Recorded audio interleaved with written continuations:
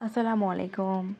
এই ভিডিওটা যখন আমি করি তখন আমার ছেলের বয়স হচ্ছে ১ মাস এবং গত ১ মাস যাবত আমি আর আমার ছেলে দুজনে ঘরে বন্দি। কোথাও যাই নাই আমরা, শুধু ডাক্তারের কাছে ছাড়া। আর আমার বাচ্চা হওয়ার ১ মাস আগে থেকেই আমার সামার ব্রেক শুরু হইছে। তো এই কারণে আর কি আমি ঘরে আছি।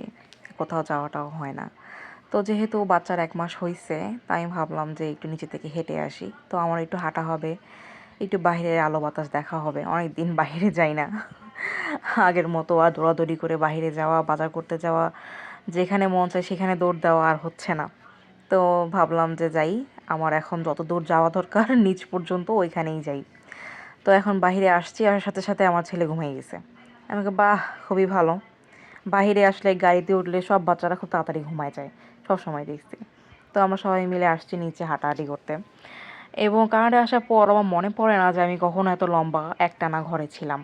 সবসময়ই দেখা গেছে বাইরে গেছি, ক্লাস করতে গেছি, বাচ্চাদের স্কুলে দেওয়া নেওয়া, তারপরে নিজের ক্লাসে যাওয়া, সব কিছু। সবসময় প্রতিদিন কোনো না কোনো কারণে বাইরে ছিলাম। তো ঘরে থেকে থেকে আমি বোর হয়ে গেছি। আর গত ১ মাস যাবত আমার হাজব্যান্ড ঘরেই ছিল। বাচ্চা হওয়ার পর ১ মাস টানা আমার হাজব্যান্ড ছুটি নিয়েছিল অফিস থেকে। হ্যাঁ, প্যারেন্টাল লিভ নিল।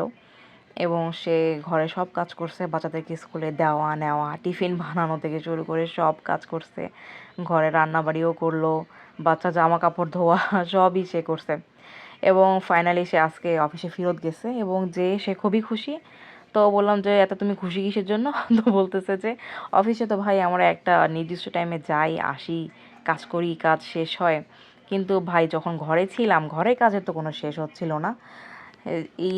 এই কাজ সেই কাজ, একটার পর একটা একটার পর একটা কাজ, সময় যে কীভাবে চলে যাইতেছে বোঝাই যায় না। আমি বললাম যে হ্যাঁ দেখো, এটাই হচ্ছে আমাদের অবস্থা।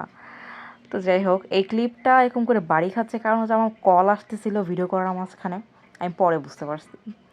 তো যাই হোক, সন্ধ্যাও হয়ে গেছে, অনেকক্ষণ ধরে আমি হাঁটাহাঁটি করলাম, করার পরে এখন বাসায় যাচ্ছি। দেখা হবে আরেকটা ভিডিওতে। আল্লাহ হাফেজ।